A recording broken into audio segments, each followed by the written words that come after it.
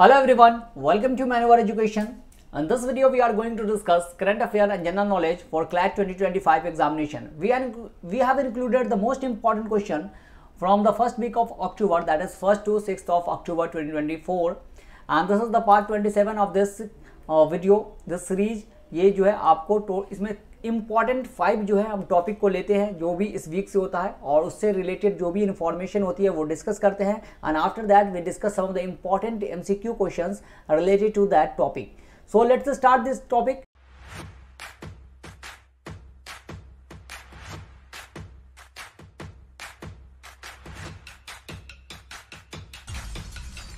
Before that, here is some important information regarding our social media handles. So you can join our social media handles: Instagram, Facebook, Telegram, WhatsApp. You can join here. You will get the important PDF here, and subscribe this Maneuver Law Interest channel for daily updated videos as well as the lecture video के लिए आप Law Interest Examination channel को subscribe कर लीजिए.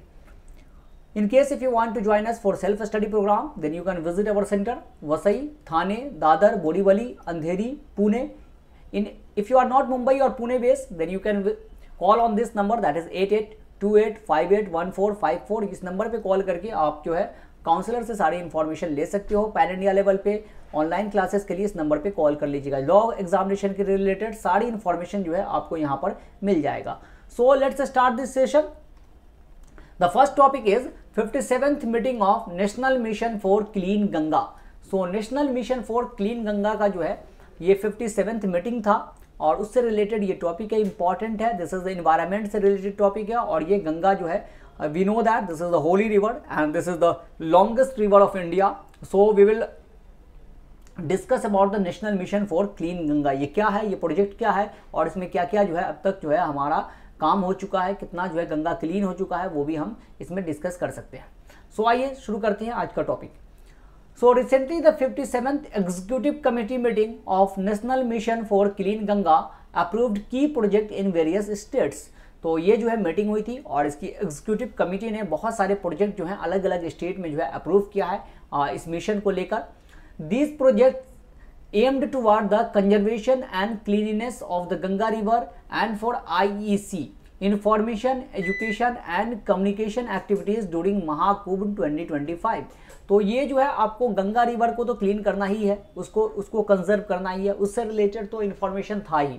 साथ साथ जो है ये जो आपको गाइडलाइन था that is regarding the information, education और कम्युनिकेशन. ये महाकुंभ जो होने वाला है उसमें किस तरह से जो है सारे इन्फॉर्मेशन किस तरह से महाकुंभ के बारे में भी यहाँ पर आपको ये प्रोविजन रखा गया है. The executive committee approved STPs in Kathiyar and Supaul in Bihar and Aligarh, Uttar Pradesh. तो sewage treatment plant, STPs sewage treatment plant जो है इसका भी अप्रूवल दे दिया है एग्जीक्यूटिव कमेटी ने. कहाँ? कटिहार और सुपौल में. ये कहाँ? That is in Bihar. And Aligarh Uttar Pradesh में ये जो है STP सीवेज ट्रीटमेंट प्लांट जो है वो बनाया जाएगा. STP purify water by removing sewage and contaminants, making it suitable to be released into natural water sources. STP क्या करता है? आपका जो भी सीवेज वाटर है उसको जो है सीवेज को रिमूव कर देता है, कंटामिनेशन जो भी उसमें प्रेजेंट होता है, जो भी पॉल्यूटेंट प्रेजेंट होता है उसको रिमूव करता है और नेचुरल वाटर सोर्स में जो है रिलीज किया जाता है ताकि फिर से जो है वो पानी रिवाइव हो सके, उसका लोग यूज कर सके. To enhance cleanliness and awareness during Mahakumbh 2025, an IEC Information, Education and Communication Activity based project has been approved. तो ये कुंभ जो है बहुत बड़ा मेला है, बहुत बड़ा जो है फेयर है. तो इसमें जो है क्लीननेस के लिए जो है ड्राइव भी जो है ये किया जाएगा, अवेयरनेस फैलाया जाएगा किस तरह से जो है आप यहाँ पे क्लीन रख सकते हैं गंगा के बेसिन को. तो ये सारी चीज़ें जो है इसमें प्रोजेक्ट में देखने को मिला है. The project includes decorating the Mela area and city through Paint My City and mural art. तो ये क्या है कि प्रोजेक्ट में क्या देखने को मिलेगा आपको कि कैसे जो है सिटी को डेकोरेट करने का भी यहाँ पे जो है आपको प्रोविजन है, जिसमें क्या रहेगा लिखा हुआ पेंट माई सिटी. जो है एक आपको कैंपेन चलाया गया है और डेकोरेट किया जाएगा सिटी को. मूरल आर्ट जो है उसके थ्रू जो है ये डेकोरेट होगा. The committee approved key components of the Smart Laboratory for Clean River SLC project to accelerate the rejuvenation of a small river across the country. तो एक और चीज जो है कमिटी ने अप्रूव किया है जो क्या है smart laboratory for clean river. ये छोटे छोटे जो रिवर है उसके क्लीन के लिए, इसके रिजुवेनेशन के लिए जो है ये कमिटी जो है ये इस प्रोजेक्ट को भी अप्रूव किया है। Approval was granted for the fresh water turtle and घड़ियाल conservation breeding programme at the कुकड़ेल घड़ियाल रिहेबिलिटेशन सेंटर इन लखनऊ उत्तर प्रदेश। तो एक और अप्रूवल मिला है, ये क्या मिला है, that is fresh water turtle जो होता है और जो घड़ियाल है हमारा गैंगेटिक घड़ियाल, उसके कंजर्वेशन के लिए, उसके रिहेबिलिटेशन के लिए वहाँ पे एक प्रोग्राम, ब्रीडिंग प्रोग्राम चलाया जाएगा। कहाँ? कुकड़ेल घड़ियाल रिहेबिलिटेशन सेंटर, और ये कहाँ लोकेटेड है, that is located in Lucknow Uttar Pradesh. Namami Gange programme is an integrated conservation mission to accomplish the twin objective of effective abatement of pollution, conservation and rejuvenation of national river Ganga. तो Namami Gange project जो है ये भी गवर्नमेंट ऑफ इंडिया ने start किया था Ganga river को लेकर कि उसको क्लीन किया जाएगा, उसको रिजुविनेट किया जाएगा, कंजर्व किया जाएगा, जो भी पॉल्यूशन वगैरह उसमें है उसको पूरी तरह से साफ किया जाएगा। ये एक प्रोजेक्ट है गवर्नमेंट ऑफ इंडिया का जो अब तक चल ही रहा है।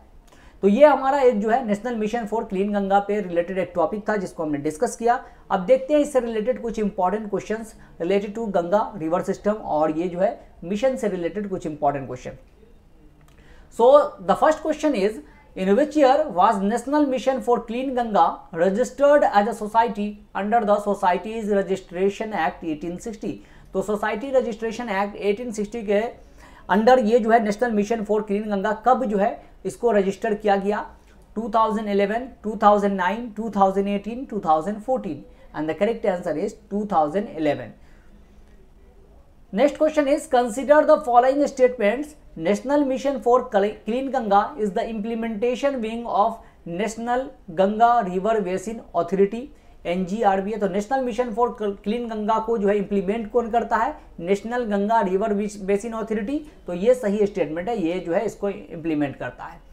Among the aims and objective of the National Mission Clean Ganga is to maintain minimum ecological flows in the river Ganga with the aim of ensuring water quality and environmentally sustainable development। तो क्या इसका M क्या है कि minimum pollution create हो, गंगा जो है environmental sustainable development हो। तो ये जो है ये एम है, तो ये बिल्कुल यही एम है। तो ऑप्शन 2 भी जो है इसका करेक्ट है। तो इसमें पूछ रहा which are the correct statement, both the statement are correct here.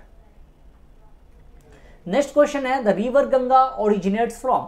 River Ganga जो है कहां पर ओरिजिनेट होता है, कहां से निकलता है? Mansarovar lake in Tibet, Verinag stream in Jammu and Kashmir, Beas Kund near Rohtang passes in Himachal Pradesh, Gangotri glacier near Gomukh Uttarakhand. तो ये कहां से निकलता है? तो गंगा रिवर जो निकलता है वो निकलता है गंगोत्री ग्लेशियर नियर गोमुख उत्तराखंड से जो है आपको देखने को ये मिलेगा। और जब ये निकलता है आपको तो भागीरथी नाम होता है इसका, भागीरथी के नाम से जो है ये आपको आगे बढ़ता है। देवप्रयाग में अलकनंदा से मिलकर ये गंगा बन जाता है। And this is the longest river of India. Largest river कौन है? हमारा ब्रह्मपुत्र है। Next question is, India's highest dam Tehri is located on which river. तो टेहरी डैम जो है वो किस नदी पर लोकेटेड है, किस रिवर पे लोकेटेड है? Bhagirathi, Alaknanda, Ganga, Sutlej. And the correct answer is Bhagirathi. तो टेहरी डैम कहाँ है? वो भागीरथी रिवर पे जो है लोकेटेड है। ये आपको हाईएस्ट डैम है इंडिया का, लॉन्गेस्ट डैम, लार्जेस्ट डैम जो है इंडिया का वो कौन है? वो Hirakud dam. Hirakud dam that is located on the river that is Mahanadi. और ये कहाँ? ये आपको महानदी रिवर जो मिलेगी वो मिलेगी उड़ीसा में। Next question is, when was Namami Ganga project launched. तो नमामि गंगा प्रोजेक्ट जो है national mission for clean Ganga के अंडर आता है ये, और ये नमामि गंगा प्रोजेक्ट जो है वो कब लॉन्च किया गया था to clean the Ganga? 2011, 2012, 2014, 2018 and the correct answer is 2014। तो 2014 में जो है नमामि गंगा प्रोजेक्ट जो है लॉन्च किया गया था। Next topic is birth anniversary of Gandhi ji. तो महात्मा गांधी का बर्थ एनिवर्सरी था on 2nd of October. So we'll discuss some of the important points regarding the Mahatma Gandhi, and we will discuss some of the important questions related to Mahatma Gandhi. So let's start this topic. 2nd October every year is celebrated as the birth anniversary of Mahatma Gandhi and Lal Bahadur Shastri. तो महात्मा गांधी का birth कब हुआ था? 2nd of October 1869 में जो है पोरबंदर में इनका बर्थ हुआ था। और यहाँ पर जो है लाल बहादुर शास्त्री का भी बर्थडे सेम डे है, इनका भी 2 अक्टूबर 1904 को जो है मुगल सराय उत्तर प्रदेश में जो है इनका बर्थडे हुआ था। Both of these leaders have played a monumental role in shaping our nation. Lal Bahadur Shastri was the second Prime Minister of India और Mahatma Gandhi was the forerunner of the independence movement। तो उन्होंने जो है पूरा अपने जो है शोल्डर पे जो है इंडिपेंडेंट मूवमेंट को लेके कैरी किया था। Mahatma Gandhi became a prominent leader of the INC in the early 20th century, advocating for non-violent resistance and mass mobilization to challenge British rule। तो ये जो है 20th सेंचुरी में जो है आपको आफ्टर 1915 जो है महात्मा गांधी एक फोर्स थे, he is a force to reckon with, और इन्होंने बहुत सारे सत्याग्रह जो है बहुत सारा मूवमेंट लॉन्च किया against the British rule. The Belgaum session in 1924 was the only Congress session which was presided over by the Mahatma Gandhi. तो बेलागांव जो कि कर्नाटक में है, ये एक ऐसा सेशन था जिसमें महात्मा गांधी उसमें प्रेसिडेंट बने थे, और this is the only session where Mahatma Gandhi presided the Congress session in 1924। Congress का एस्टैब्लिशमेंट 1885 में हुआ था।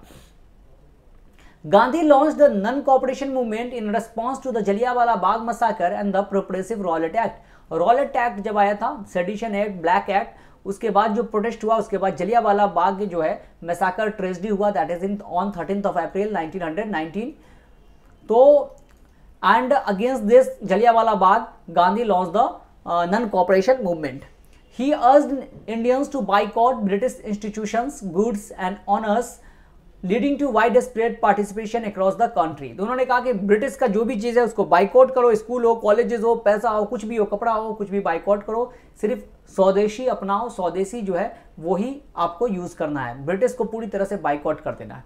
Gandhi led the salt march to the Gujarati coastal town of Dandi, protesting the British salt tax। तो गांधी जी ने क्या किया, ये 1930 में उन्होंने साल्ट मार्च भी लिया, जैसे कि दांडी मार्च जिसको कहते हैं। 12 मार्च को ये साल्ट मार्च स्टार्ट किया from the Sabarmati ashram to the Dandi and break the salt law. This marks the beginning of the civil disobedience movement. उसके बाद सिविल डिसोबीडियंस CDM शुरू हो गया था। Gandhi called for the QIM, that is quit India movement, demanding an end to British rule in India. तो quit India movement 1942 में इन्होंने start किया कि अब जो है कुछ भी नहीं, आप ब्रिटिश जो है भारत छोड़ो, अब यहाँ पे उनको रुकने नहीं देना है। His slogan "Do or Die" inspired millions to participate in protests, strikes, and acts of civil disobedience, making a significant escalation in freedom struggle।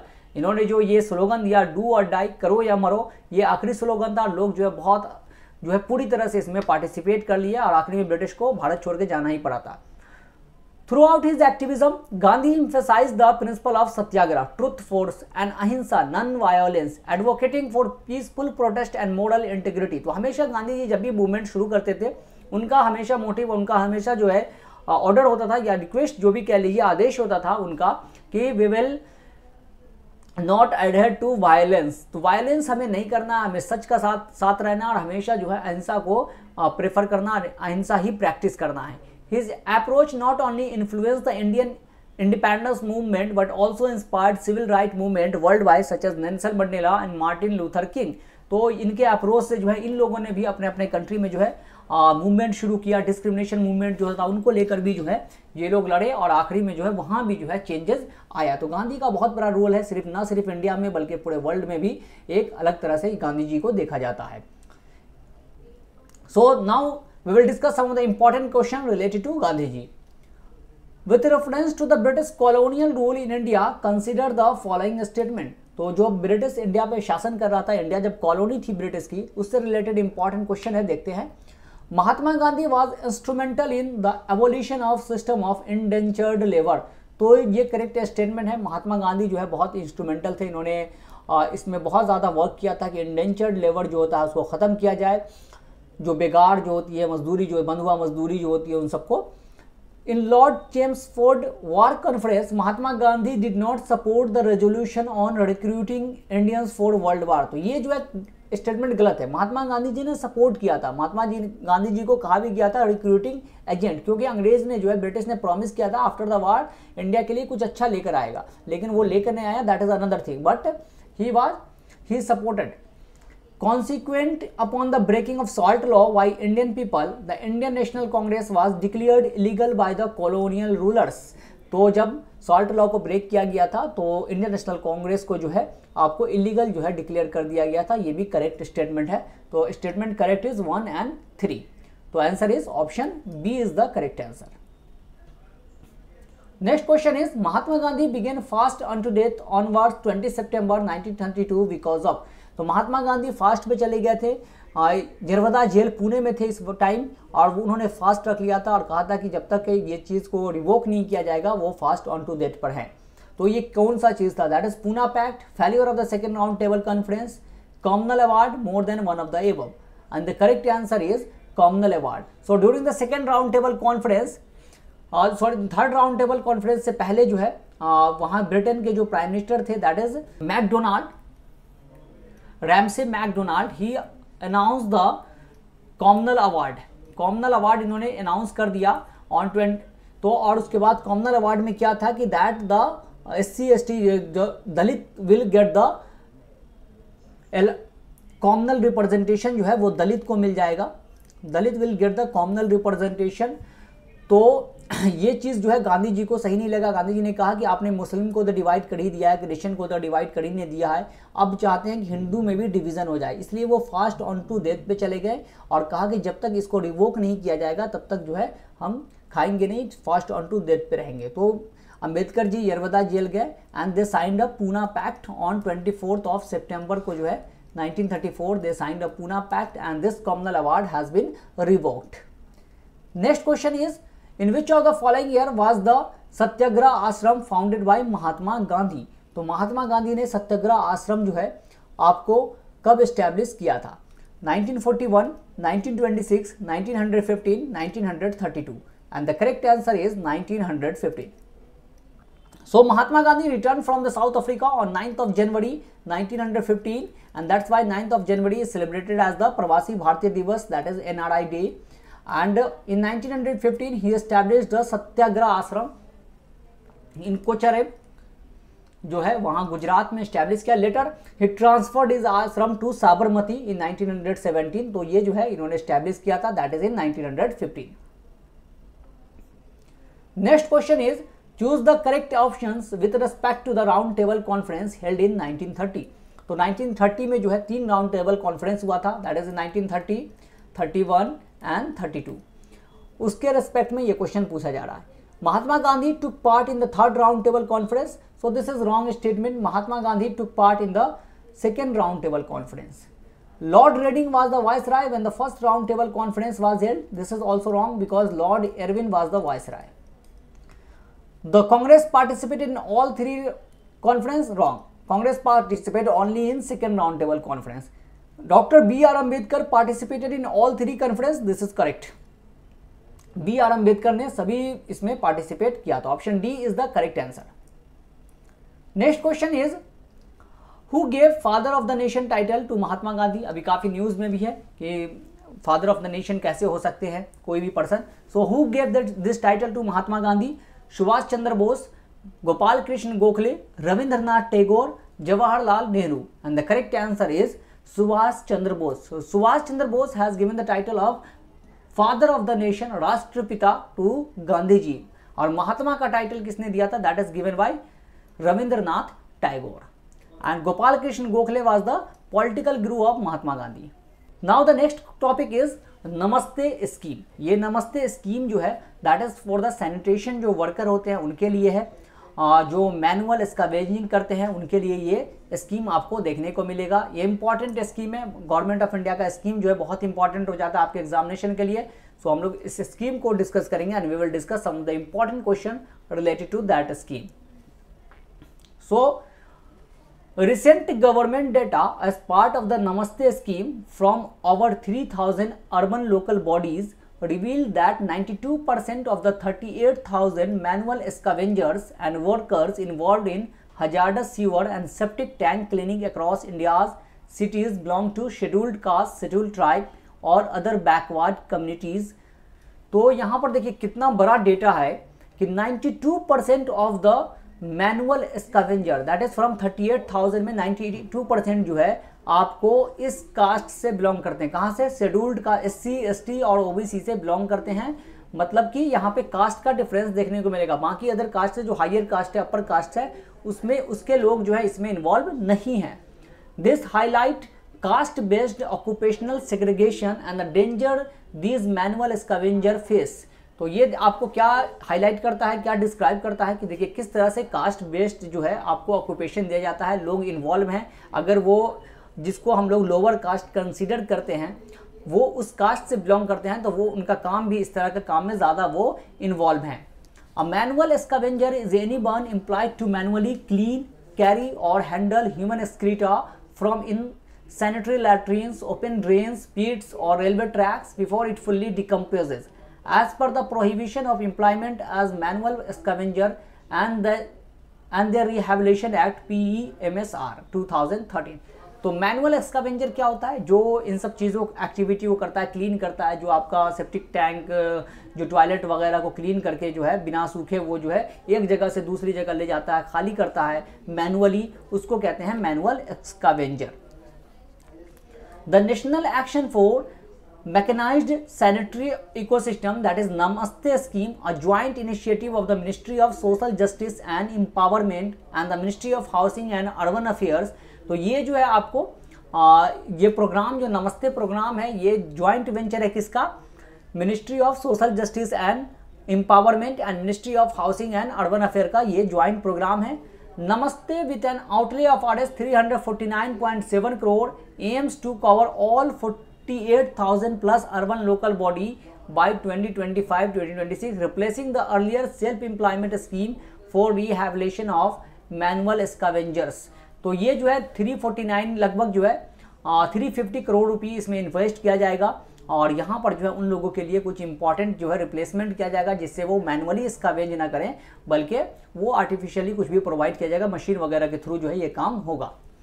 A key objective is to eliminate facilities in sanitation work and improve the living conditions and health of sanitation worker. इसका objective क्या है कि हम जो है जो भी facilities है जो सैनिटेशन वर्कर को फेस करना पड़ रहा है उसको रिमूव करें और जो है उनकी हेल्थ वगैरह को अच्छा हो सके, हेल्थ को। Between 2019 and 2023, at least 377 people across the country have died from hazardous cleaning of sewers and septic tanks। तो सेप्टिक टैंक्स वगैरह क्लीन करने से जो है कितने 2019 से 2023 तक लगभग 377, मतलब ये जो डेटा है बहुत ज़्यादा है क्योंकि दूसरे चीज़ों से मर रहे हैं ये क्लीन करने के लिए और वहाँ से क्या निकलता है? Hazardous gas like carbon monoxide, like methane. Due to this, 307 people had died between 2019 and 2023. So that's why Government of India has released this scheme, that is Namaste scheme for the sanitation worker. Now we will discuss some of the important questions related to this scheme. So the first question is, Namaste schemes aims to achieve which of the following outcomes? तो नमस्ते scheme जो है वो किस लिए launch किया गया है? To maintain zero death rate in sanitation operation in India. तो ये सही स्टेटमेंट है कि कोई भी डेथ वगैरह ना हो, इस तरह की चीज़ें, इसलिए जो है नमस्ते स्कीम लॉन्च किया गया है। All cleaning works are done by unskilled workers. तो ये स्टेटमेंट रॉन्ग है, ऐसा कुछ नहीं है। अनस्किल्ड वर्कर क्या उसको जान नहीं है? तो ऐसा नहीं है, अनस्किल्ड वर्कर से लेना देना नहीं है। यहाँ पे कोई भी जो है मैनुअली स्कैवेंजिंग नहीं करेंगे, इसका मोटिव ये है। No sanitation worker comes in contact with human excreta. This is true statement कि कोई भी सैनिटेशन वर्कर जो है डायरेक्ट कॉन्टैक्ट में ना आए जो भी ह्यूमन एक्सक्रीटा है, जो भी वेस्ट प्रोडक्ट है उसके कॉन्टैक्ट में। Sanitation workers are organized into self help group and empowered to carry out sanitation activities. तो ये जो है ऑर्गेनाइज किए जाएंगे सेल्फ हेल्प ग्रुप में और इनको जो है अलग अलग सैनिटेशन एक्टिविटीज़ जो है एम्पावर किया जाएगा, किस तरह से करना है, डिफरेंट टाइप्स ऑफ। तो ये सही स्टेटमेंट है। 1, 3 and 4 are the correct statement. Option A जो है इसका करेक्ट हो जाएगा। Next question is, the national commission for scheduled caste was established under dash of Indian constitution. तो अंडर विच आर्टिकल जो है national commission for scheduled caste जो है एस्टैब्लिश किया गया है?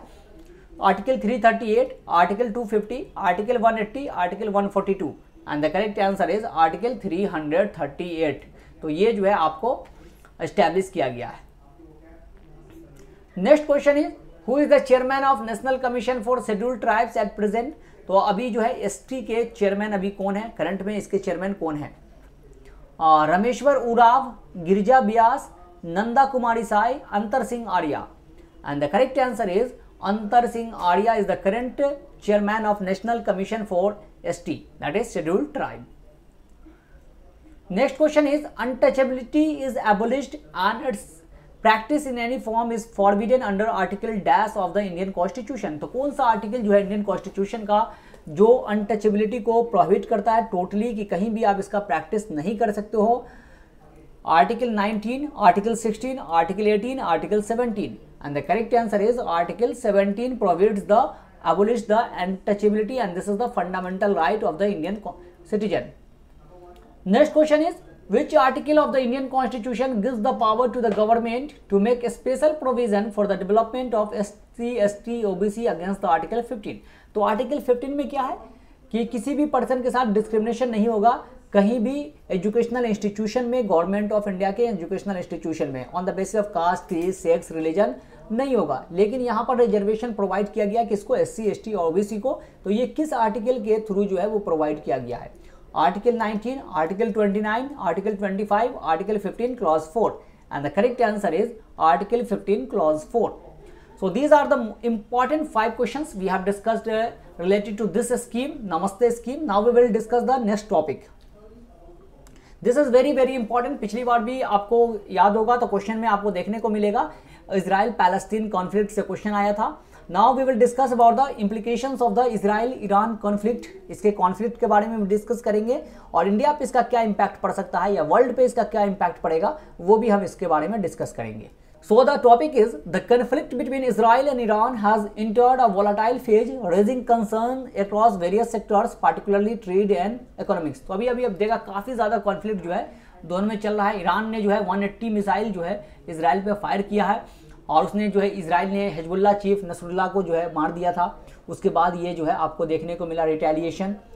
ये काफ़ी टेंशन बढ़ गया. ये सिर्फ इसराइल ईरान का मैटर नहीं है, ये वर्ल्ड का मैटर है. That will impact the trade and commerce of the world. As the tension escalate, the implication for India, an emerging player in the global market, are becoming increasingly significant. और India के लिए और ज़्यादा important हो जाता है क्योंकि India का दोनों से रिलेशन अच्छा है, दोनों से ट्रेड अच्छा है, इसराइल से भी अच्छा है और ईरान से भी हमारा ट्रेड अच्छा है.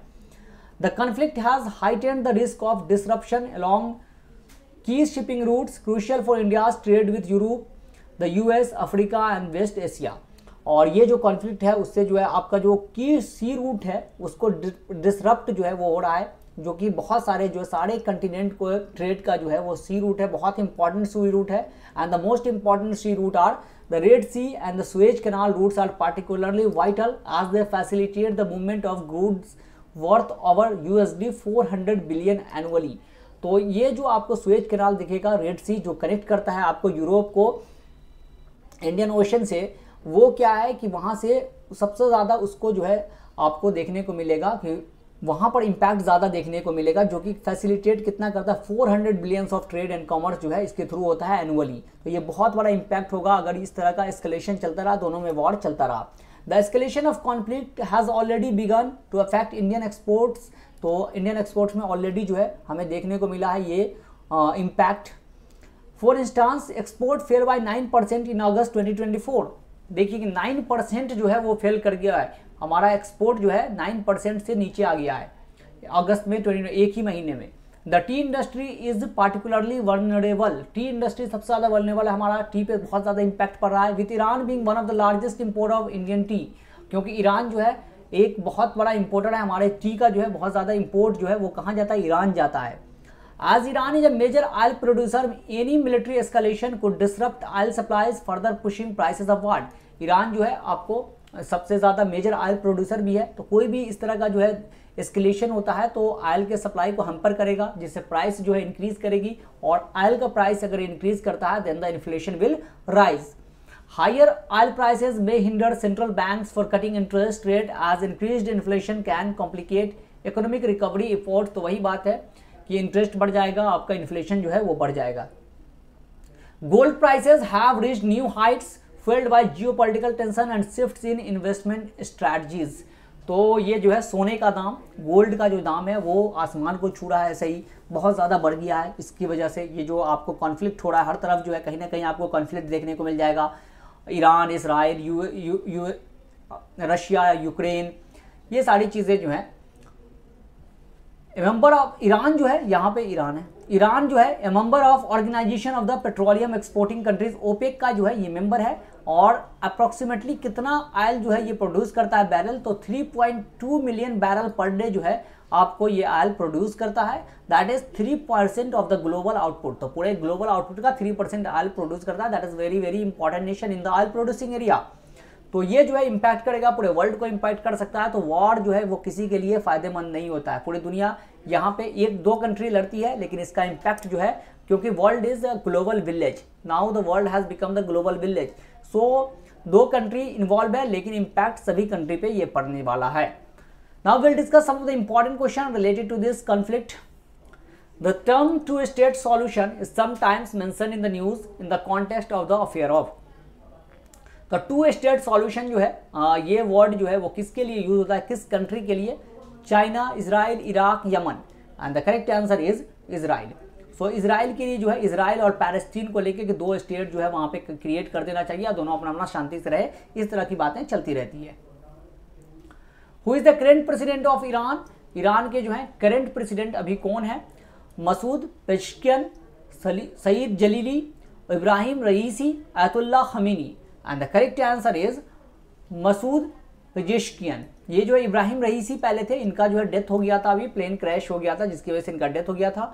And Ayatollah Khamenei he is the supreme leader of Iran, supreme leader है ये ईरान के। Next question is which country supported Israel in the development of iron dome? Iron dome is a technology developed by Iran to obstruct the missile. तो missile को जो है obstruct करने के लिए, मिसाइल को डिस्ट्रॉय करने के लिए ये आयरन डोम फैसिलिटी ईरान ने डेवलप किया है। और इसमें ईरान का हेल्प किसने किया है इसको डेवलप करने में? Russia, Iran, US, India. And the correct answer is US. US ने इसमें इसका हेल्प किया है। Next question is the Suez canal, one of the biggest shipping lanes in the world, belong to which country? अभी हमने देखा Suez canal के बारे में, 400 USD बिलियन जो है वो आपको ट्रेड एंड कॉमर्स जो है फैसिलिटेट करता है सिंगल ईयर में। तो ये किस कंट्री का है ये Suez canal? Portugal, Panama, Egypt, Russia. And the correct answer is Egypt. Egypt से ये, इजिप्ट का जो है ये पार्ट है। Next question is which country has ban UN secretary general Antonio Guterres? तो एंटोनियो गुटेरस जो है इनको बैन कर दिया क्योंकि जो इजराइल ने रॉकेट फायर किया था, that is 180 rocket fire bye Israel, and he did not condemn the attack of Israel on attack of Iran on Israel. तो ईरान का जो अटैक था, 180 रॉकेट जो फायर किया था, बहुत सारी कैजुअलिटीज हुई है इजराइल में, उसको इन्होंने कंडेम नहीं किया। ही is the general secretary of United nation. तो इनको बैन कर दिया किसने? Iran, Iraq, Israel, Jordan. तो इसको बैन किया है इजराइल ने। ऑप्शन सी जो है वो करेक्ट हो जाएगा। Now the next topic is resurgence of the cholera pandemic. तो कॉलेरा जो है आपको वाटरबॉर्न डिजीज है, और ये जो है पैंडेमिक फिर से देखने को मिलता है। ये पहले बहुत पहले आता था कॉलेरा का पैंडेमिक, बहुत सारे लोग जो है वहाँ पे जिस तरह से कोरोना में डेथ कर गया, वैसे ही कॉलेरा में जो है वो डेथ कर जाते थे। अब कब हो गया, लेकिन अब जो है फिर से इसका जो है केसेस देखने को मिल रहा है कॉलेरा का। तो इस पे जो है ये टॉपिक है, इसको हम लोग देखते हैं। So recently, cholera, a preventable and treatable disease, has experienced a resurgence leading to approximately 4,000 deaths in 2023 according to the World Health Organization. तो वर्ल्ड हेल्थ ऑर्गेनाइजेशन के अकॉर्डिंग जो है कॉलरा जो है फिर से बढ़ रहा है, और 2023 में जो है लगभग 4,000 डेथ जो है इसकी वजह से हुआ था। कॉलरा क्या है? वाटर बॉर्न डिजीज है। ये जो है पानी में होता है, कंटामिनेटेड वाटर को आप ड्रिंक करेंगे तो इसकी वजह से आपको कॉलरा जो है वो हो सकता है। It is an acute diarrhoeal illness caused by infection of the intestine. तो डायरिया वगैरह का सिस्टम देखने को लगा, वोमिटिंग होगा, आपको फीवर आ जाएगा, क्रैम्प्स आएगा, वीकनेस होगा। The infection is often mild or without symptoms but sometimes can be severe or even cause death. It include severe water diarrhoea, vomiting, leg cramps and weakness and can lead to death through dehydration if untreated. अगर सही से इसका treatment नहीं हुआ तो इसकी वजह से डेथ भी हो जाएगी डिहाइड्रेशन की वजह से। A person may get cholera by drinking water or eating food contaminated with the cholera bacteria. तो किसको इससे जो है आपको पर्सन, किसी को भी कॉलेरा कैसे होगा? अगर वो उस तरह का पानी पी लेते हैं या खाना खाते हैं जहाँ पे आपको बैक्टीरिया से ये डिजीज होता है, कॉलेरा बैक्टीरिया वहाँ पे अवेलेबल होगा, तो ये जो है आपको हो सकता है।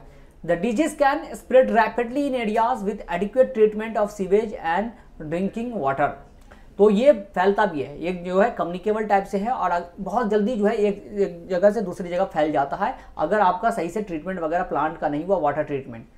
Vulnerable population particularly malnourished children and individual living with human immunodeficiency virus acquired immunodeficiency syndrome that is AIDS are at higher risk of mortality। सबसे ज़्यादा जो है इसमें मोर्टालिटी सबसे ज़्यादा जो है इफेक्ट किसको कर सकता है, तो वो जो है आपको जो malnourished चिल्ड्रेन होते हैं, वल्नरेबल पॉपुलेशन है ये लोग, और ख़ास करके जो HIV जो है पेशेंट है उनको बहुत जल्दी इम्पैक्ट कर जाता है, ये इफेक्ट कर जाता है।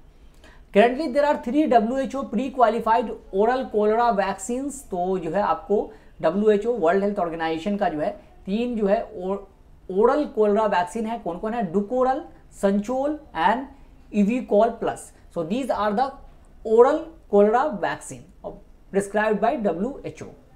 All 3 vaccine require 2 doses for full protection। The global cholera burden worsened between 2022 and 2024 with the WHO reporting significant increases in both cases and death across various regions। तो अभी हमने देखा कि रिसर्जेंस हो रहा है, बढ़ रहा है लगातार, और 4000 डेथ हो चुका है 2023 में। तो ये एक मेजर इशू है, कंसर्न का इशू है कि कोलेरा फिर से क्यों बढ़ रहा है। 22 countries reported active outbreaks and 2400 deaths had been recorded globally by August 2024। तो अगस्त 2024 में मतलब अब तक जो है लगभग 2400 डेथ जो है इस साल भी अभी तक हो चुका है रिकॉर्ड के हिसाब से। तो ये एक मेजर इशू है जिसपे जो है सभी को कंसर्न करना चाहिए, क्योंकि अगर फिर से ये फैल जाता है तो ये एक तरह का पैंडेमिक भी लेकर आ जाता है। But it is a treatable now, but we have to stop the spread of this disease, that is cholera। Now we will discuss some of the important questions related to the cholera disease। So the first question is insects responsible for transmitting diseases are called। तो कभी क्या होता है कि जो virus है, bacteria है या फिर आपको फंगस है, प्रोटोजोआ है, तो वो खुद जो है आपके पास नहीं आता है, वो किसी के थ्रू जो है आपके पास आपके बॉडी में इंजेक्ट हो जाता है। So that who transmit this disease are known as vector, drones, transmitter, conductor, and the correct answer is vector. So vector carries the disease like mosquito या फिर बीज, इन सब से जो है आपके बॉडी में ये डिजीज आती है। Next question is BCG vaccine for tuberculosis immunization was developed by. So BCG जो है ये वैक्सीन जो है किसने डेवलप किया था? ट्यूबरक्लोसिस मोस्टली जो है ये आपको न्यू बॉर्न चिल्ड्रेन को जो है वो लगाया जाता है इंजेक्शन, और ये वैक्सीन जो है किसने डेवलप किया था? Edward Jenner, Jonas Salk and Albert Sabin, Albert Calmette and Camille Guerin, Louis Pasteur, and the correct answer is option C, Albert Calmette and Camille Guerin. Bacillus Calmette Guerin इसका नाम ही होता है, और ये जो है ट्यूबरक्लोसिस से बचने के लिए ये वैक्सीन इंजेक्ट किया जाता है। Next question is name the bacteria that causes cholera. तो कोलेरा जो है ये डिजीज कौन से बैक्टीरिया से होता है? तो बैक्टीरिया से तो होता है ये पता है, लेकिन किस बैक्टीरिया से होता है? Shigella, vibrio cholerae, streptococcus, pyogenes bacteria, mycobacterium tuberculosis, and the correct answer is vibrio cholerae से जो है ये कॉलेरा डिजीज आपको होता है। माइकोबैक्टीरियम ट्यूबरक्लोसिस ये जो है आपको ये कौन सा डिजीज करता है? ये ट्यूबरक्लोसिस करता है। Tuberculosis is caused by mycobacterium tuberculosis, and Shigella जो है वो दैट इज डिसेंट्री, डिसेंट्री जो है शिजेला से होता है। Next question is the headquarter of the world health organization is in. तो जो WHO है वर्ल्ड हेल्थ ऑर्गेनाइजेशन, इसका हेडक्वार्टर कहाँ है? Geneva Switzerland, New York United States, Paris France, Washington DC United States, and the correct answer is Geneva Switzerland. So the headquarter of the world health organization is in Geneva Switzerland. Next question is the director general of the WHO is currently age of March 2024 जो है आपको director general कौन है अभी present में? Margaret Chan, Tedros Adhanom Ghebreyesus, Gro Harlem Brundtland, Hiroshi Nakajima, and the correct answer is Tedros Adhanom Ghebreyesus. ये जो है अभी हमारे डायरेक्टर जनरल है WHO के। WHO का एस्टैब्लिशमेंट कब हुआ था? 7 अप्रैल 1948 को WHO एस्टैब्लिश किया गया था। That's why we celebrate 7 April as the world health day. और इसका हेडक्वार्टर कहाँ है? अभी हमने देखा, that is in Geneva Switzerland. So these are the most important topics from this week of October, that is first week of October। We have discussed the 5 most important topics and related questions regarding this topic। So with that we will conclude the session here। Before that, in case if you want to join us for self-study program, you can visit our center, that is Vasai, Thane, Dadar, Borivali, Andheri, Pune. If you are not Mumbai, Pune based, then you can call on this number for online classes on pan India level 8828581454। इस number पे call कर लीजिएगा और counsellor जो है आपको guide कर देंगे, या फिर आप सेंटर विजिट करके या फिर ऑनलाइन आप जो है डेमो क्लास भी अवेल कर सकते हो, तो ये भी आप ऑप्शन आपके पास है। Otherwise if you have some other queries you can comment. With that, we will conclude the session here. Thank you and have a nice day. See you in the next session. Till then, goodbye.